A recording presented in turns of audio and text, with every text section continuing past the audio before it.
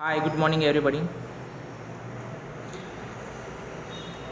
Yesterday we have completed third poem from first unit, and we have completed exercise of this poem also. Basket full of moonlight, which is written by Sunil Sharma. Today we are going to deal with the fourth lesson from first unit, and the name of this lesson is Be Smart. आपण first युनिटमधील तिसरी poem काल पूर्ण केली. सुनील शर्मा यांनी लिहिलेली basket full of moonlight. आज आपण यातला चौथा लेसन पाहतोय, बी स्मार्ट नावाचा. आणि या चौथ्या लेसनमध्ये आपण आज वॉर्मिंग अप किंवा चिटचॅट ज्याला म्हणू त्या घटकाकडे आलो आहे. आपण पेज नंबर 21वरती आहोत. Open your book and see in your book. पुस्तक उघडा आणि त्याच्यामध्ये पहा. आता बी स्मार्ट, हुशार व्हा. तसं पाहायला गेलं तर आपण मूळचे जास्तच हुशार आहोत, पण इथं जसं सांगितलं लेसनमध्ये त्या पद्धतीनं आपल्याला फॉलोअप द्यायचं आहे. आता हुशार होणं म्हणजे नेमकं काय, या कन्सेप्टला आपण चिटचॅट किंवा वॉर्मिंग अप डिस्कस केल्यानंतर आपली ती कन्सेप्ट क्लिअर होईल. आता बघा, प्रत्येक सक्सेसफुल पर्सनचा जर विचार केला तर सक्सेस होण्यासाठी काही गोष्टी आवश्यक असतात. त्या सहजासहजी आपल्याला अवगत होत नाहीत. डिअर स्टुडंट, एखादा व्यक्ती जर त्याच्या लाईफमध्ये सक्सेस होत असेल तर त्याचं कारण असं आहे की तो व्यक्ती लाईफमध्ये सक्सेस होण्यासाठी स्मार्ट असावा लागतो. आता स्मार्टनेस आपल्याला कशा पद्धतीने येतो किंवा कसा अचीव केला जातो तो आपण त्या लेसनमध्ये पाहूच. पण लाईफमध्ये जी लोक सक्सेस झालेत त्याच्यामध्ये ज्यांनी प्लॅनिंग केलं ती तर सक्सेस झालेतच, पण ज्यांनी न केलं ती पण सक्सेस झालेत. मग प्लॅनिंग करण्याचा फायदा काय, उपयोग काय, तर त्याच्यामध्ये फरक असा आहे, जी लोक प्लॅनिंग करतात ती लोक ठरलेल्या प्लॅनच्या टाईम स्पॅननुसार तिथं सक्सेस मिळवतात, ठरलेल्या मर्यादेनुसार.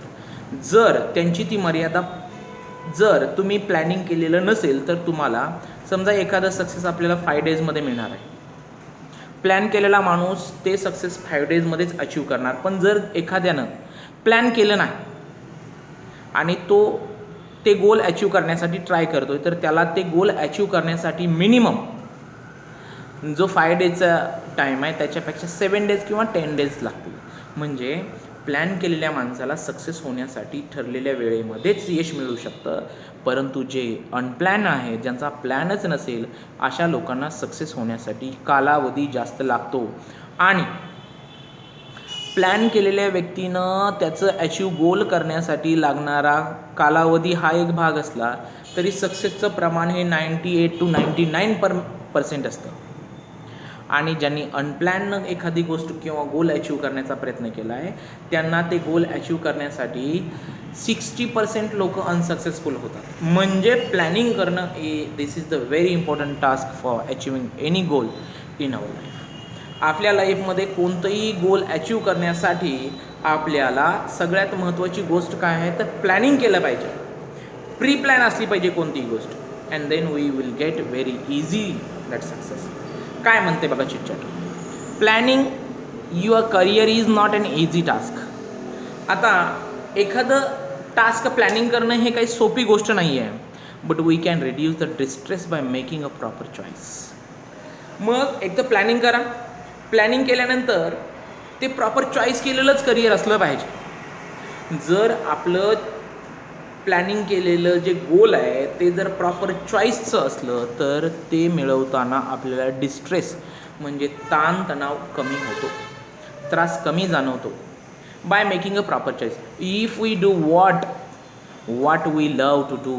जर आपण ते केलं, जे आपल्याला आवडतं, ज्याच्यावरती आपण प्रेम करतो, ज्या गोष्टी आपल्या आवडीच्या आहेत त्या जर केल्या, the journey became smooth and led to success. मग त्याचा जो जर्नी आहे तो बिकम स्मूथ, जो स्मूथ होतो, अँड लीड टू सक्सेस, तो यशाकडं ॲटोमॅटिकली आपल्याला घेऊन जातो. म्हणजे बघा काय म्हणतोय, जसं की मी तुम्हाला या अगोदरही सांगितलं असेल किंवा या अगोदरी आपण चर्चा केली असेल की लाईफमध्ये सक्सेस मिळवण्यासाठी आपल्या आवडीच्या गोष्टी केल्या पाहिजेत. यासाठी आपण बऱ्याचदा चर्चा केलेलं एक best example of the movie 3 idiots. Three idiots नावाचा मूवी आपण सर्वांनी पाहिला आहे. जर ज्यांनी पाहिला नसेल तर आवर्जून पहा, कारण त्याच्यामध्ये जे ॲक्टर ॲक्ट्रेस आहेत, जसं की आमिर खान असेल, आर माधवन असेल, किंवा करीना कपूर असेल, किंवा शर्मन जोशी असतील, हे जे ॲक्टर आहेत त्यांनी एक बेस्ट एक्झाम्पल आपल्यासमोर मांडलं आहे की लाईफमध्ये जे तुम्हाला आवडतं ते करा, आणि जर तुम्हाला आवडणारी गोष्ट तुम्ही केली तर सक्सेस तुम्हाला लवकर मिळू शकतो. This is the very important thing we have to notice here. मग जर तुम्हाला जे आवडतं ते तुम्ही जर नाही केलं तर तुम्हाला त्याच्यामध्ये सक्सेस मिळण्याची शक्यता 50-50 असते. जसं की आर माधवनला फोटोग्राफीमध्ये करिअर करायचं होतं, पण त्याच्या वडिलांचा अट्टास होता की त्याला इंजिनिअरिंगच करायचं आहे. त्याचा इंटरेस्ट नव्हता, त्यामुळे त्याच्यात पासिंगचं सुद्धा त्याचं डिफिकल्ट होत होतं. पण याच्या उपरांत आमिर खान जो होता त्याला त्याच्यात इंटरेस्ट होता, त्यामुळं त्यानं ती गोष्ट आवडीनं करायचं इंजिनिअरिंग, म्हणून त्यानं त्याचं करिअर केलं. म्हणजे इथं चर्चेचा आणि समजण्याचा विषय काय आहे की ज्या गोष्टीत आपल्याला करिअर करायचं आहे ती आपली आवड असली पाहिजे, आणि जर ती आपली आवड नसेल तर त्याच्यामध्ये करिअर होणं अवघड आहे. आणि जरी करिअर केलं समजा तरी त्याच्यामध्ये सक्सेस होण्याचे चान्सेस लेस पॉसिबिलिटी आहे. म्हणून ते फर्स्ट लाईनमध्ये plan your career. Career plan करा is not an easy task. Plan करणं तेवढं सोपं काम नाही आहे. But we can reduce the distress. पण त्याच्यातला डिस्ट्रेस आपण रिड्यूस करू शकू कसा? By making a proper choice. योग्य करिअरची निवड करायची आणि आपला डिस्ट्रेस कमी करायचा. ते this is the possible. Suppose now I am in education field. Teacher is my profession, but this is my interest. I love this profession more. ही माझी आवड आहे, मला आवडतं हे प्रोफेशन, याच्यावरती मी प्रेम करतो कारण मला यात इंटरेस्ट आहे, आणि म्हणूनच माझं करिअर यात होऊ शकतं.